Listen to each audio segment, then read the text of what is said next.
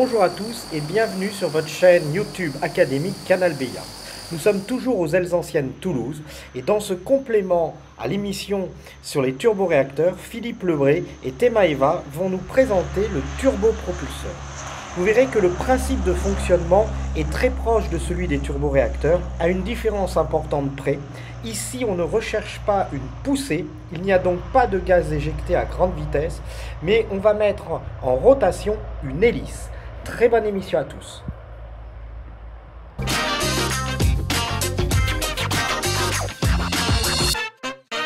Et Philippe, on va aborder le turbopropulseur. Donc Philippe, l'hélice est devant. Alors l'hélice se trouve ici, donc sur la partie avant. On a l'air qui rentre dans cette partie ici, donc tout ce qui est bleu, qui va arriver ici. Oui. Voilà, c'est du froid. Donc ici, on va arriver au niveau du compresseur.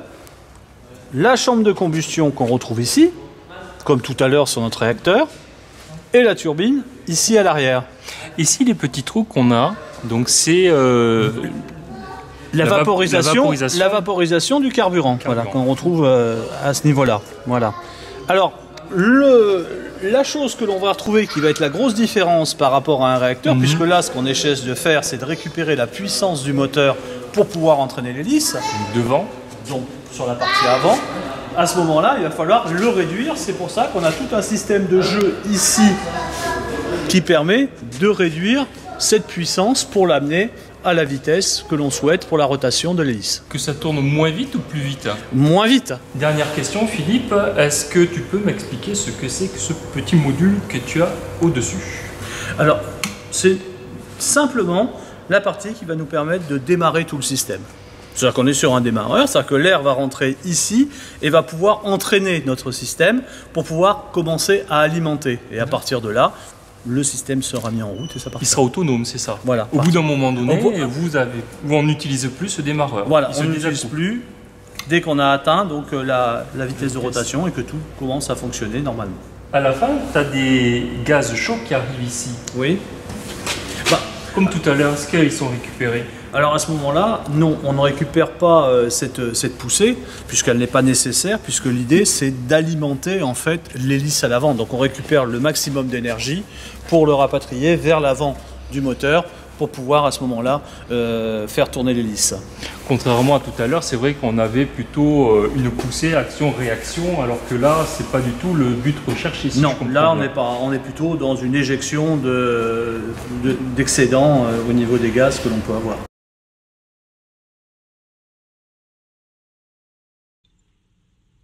Passons maintenant au turbopropulseur. L'étude est évidemment simplifiée car il existe une grande variété de turbopropulseurs avec des compresseurs axiaux ou des compresseurs centrifuges, ou les deux, puisant l'air à l'avant de la machine ou à l'arrière. La fonction principale d'un turbopropulseur est de faire tourner une hélice par l'intermédiaire d'un réducteur, sorte de système d'engrenage. Voyons les éléments constitutifs. Comme pour toutes les turbomachines, on retrouve un axe principal sur lequel est monté un ou plusieurs compresseurs, une ou plusieurs chambres de combustion et une ou plusieurs turbines.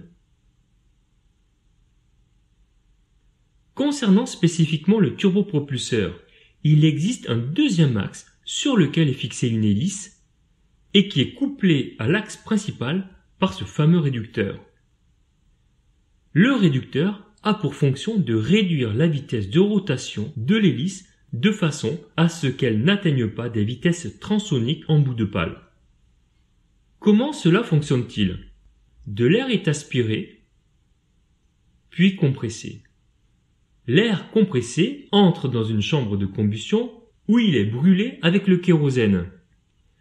Les gaz ainsi formés accélèrent sous l'effet de la pression et font tourner les turbines, qui feront elles-mêmes tourner les compresseurs, mais aussi l'hélice. 10% de la combustion crée une poussée et le reste servira à faire tourner l'hélice pour créer l'attraction ou la propulsion.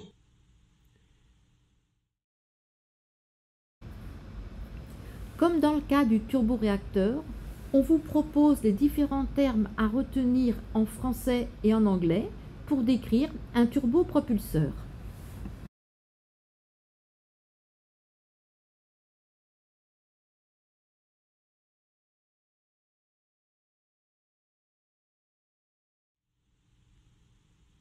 Passons maintenant aux questions du BIA sur le turbopropulseur. Un turbopropulseur a pour rôle de A. Compresser l'air admis dans les cylindres d'un moteur à piston. B. Augmenter la pression aux injecteurs d'un moteur à piston à injection. C. Entraîner une hélice. D. Servir de génératrice auxiliaire.